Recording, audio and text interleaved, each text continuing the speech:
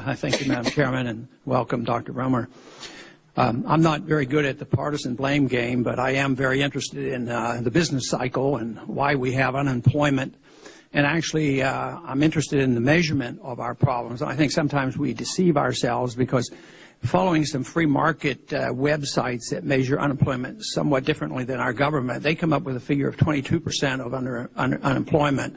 And also, even the way the Bureau of Labor Statistics measure it, if they look at all the people who are not looking for work at the moment, that is 16%. So things are not very good.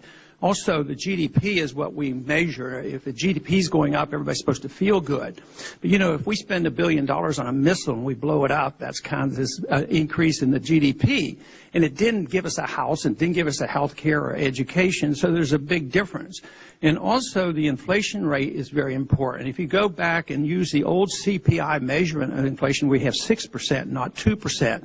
So there's a lot of deception, and the people sense this. I think I think they'd rather hear accurate information than to try to be bamboozled into believing things are just hunky-dory when they know there's a lot of inflation out there.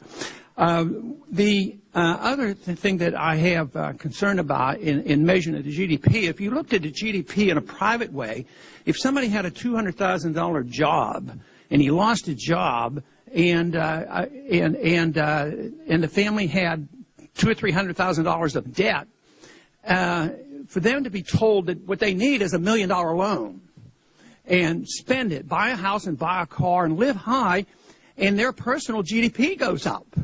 But they never measure the debt.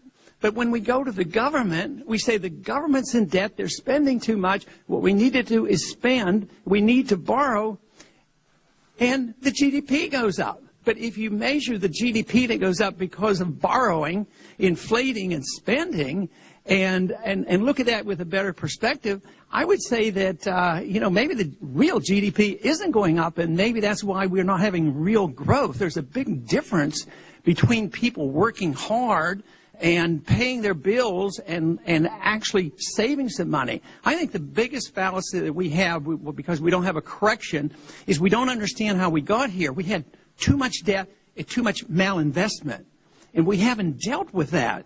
And when you get too much of it, you have to liquidate it. When you get in over your head and you can't pay the bills, you either have to declare bankruptcy or work hard or take a new job. But we can see this as an individual or company, but evidently, our economic theory now is that governments are exempt for those kind of economic rules. And I yield back the balance of my time. I thank the gentleman.